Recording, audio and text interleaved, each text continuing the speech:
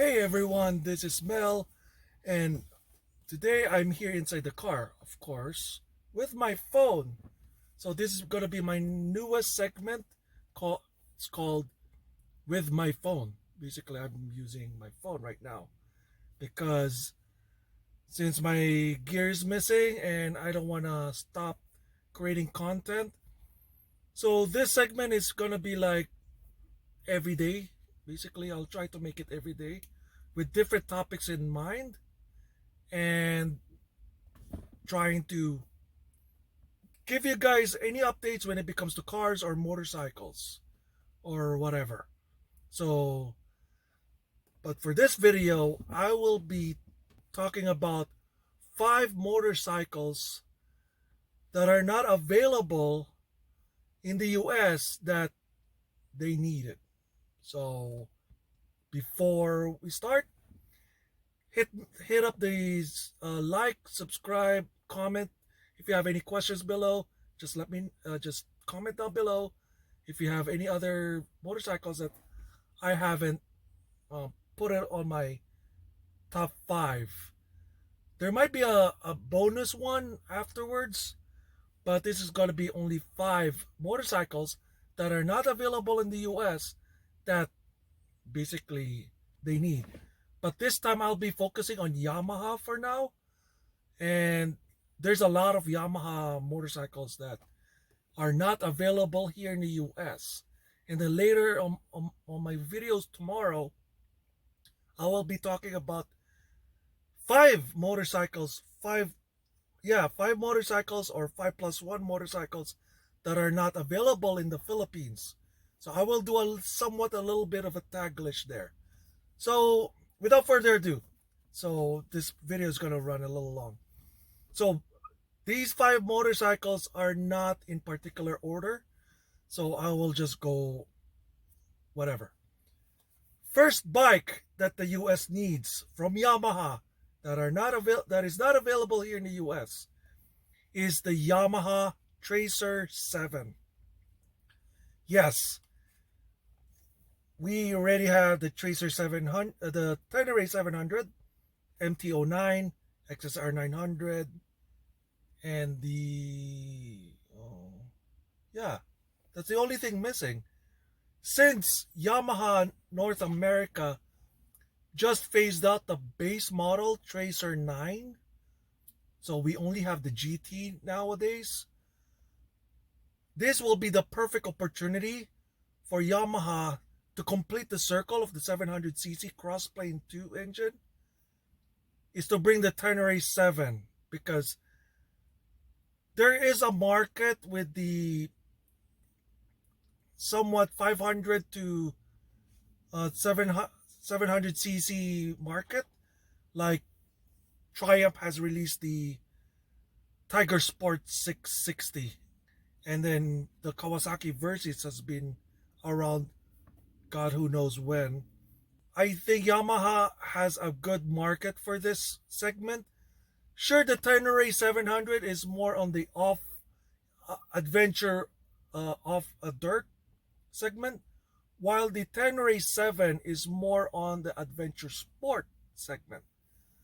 So I think that's a good void to fill in that market, since the adventure sport segment, the affordable adventure sport segment, is getting to be a little bit more popular since they cannot afford the Versys 1000, or even the Tracer 9 is a little bit expensive, on the expensive side. Especially they phased out the base Tracer 9, so Yamaha can bring the Tracer 7 standard to compete against the base Versys, and the Tracer 7 GT to compete the Versys SX, I think, or LT, or whatever.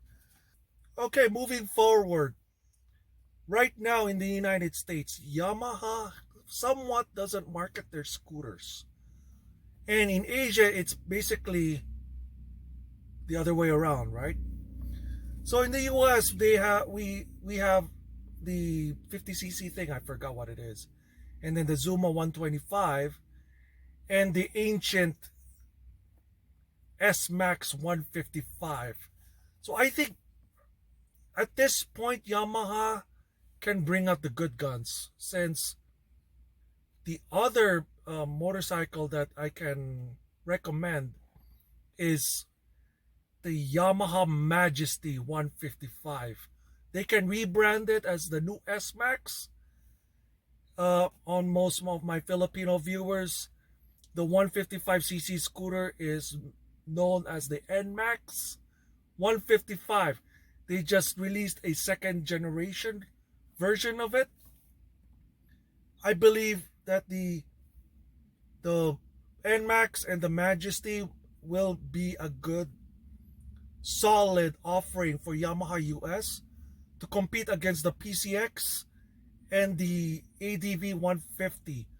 Although the NMAX and the ADV are not in the same market, but the good thing is about the S-Max compared to the NMAX in particular is that the Majesty has a flat floor, while the NMAX has a tunnel in the middle, just like the PCX 160 and the ADV 150. So basically the Majesty, or you can call it the next generation S-Max, can be a good competitor to the Vespa Primavera 150s, Vespa 150s, and some of the other scooters from Asia like the Kimco Like 150 and the other 150cc not so big scooters, basically a medium sized scooter, the same size as the PCX, but with a flat load floor. They can rebadge that Majesty as an NMAX 155, since the current S-Max right now is like, it's been around since before I was born or whatever.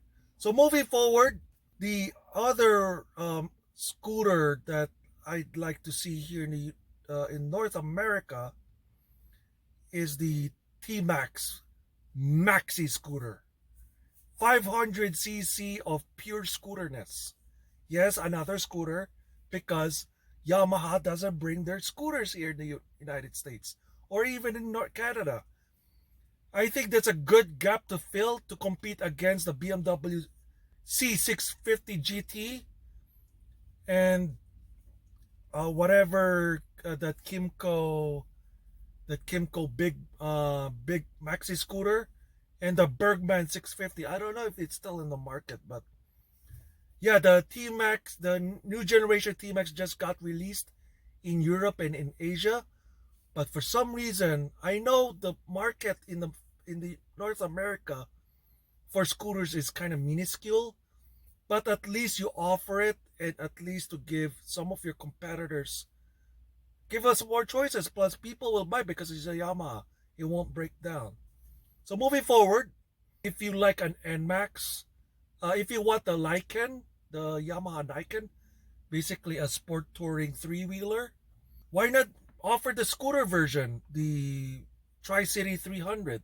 I know it's not in correlation, but Piaggio has the BV 350 already, right? So I believe Yamaha can bring the Tri-City 300. In the Philippines, a 300cc scooter, anything 300cc is a dead market. But here in the United States, you can bring a 300cc of anything onto the freeway. So, and it's also a little bit more stable because it has two front wheels, just to more stability on sketchy surfaces. But also, it's going to be as big as the TMax to some degree, but with less engine capacity. Finally, last but not the least, since there's no more this, we're talking about dirt bikes this time. So there's no more WR250R, and then the XT250 Cero is going to be phased out soon. So what Yamaha has now? The TW200 micro a mini bike, a mini dirt bike. I think the US is ready for a small-ish dirt bike like the WR 155R. Yes, it's the it's the 155cc dirt bike. So that's a good competition against a DRZ 200, but it has way more modern hardware compared to the DRZ 200. Also, a lot of American riders love small displacement dirt bikes, especially if they're street ready to run from the showroom floor to your garage or to the nearest mountain or to the nearest desert out there. I think there's a good market for Yamaha to bring the WR155R as a good filler for the Cero 250, the XT250, and the much loved WR250R. I think that's it. For my top 5 Yamaha that are not available in the United States or Canada, in North America, that it needs to be sold here in the US. So tomorrow I will be uploading my top 5 Yamahas that are not available in the Philippines this time, that needs to be sold over there. That needs to be sold over there. So, for this episode, the sun is dark and I gotta go, and I'll see you guys later. Bye bye.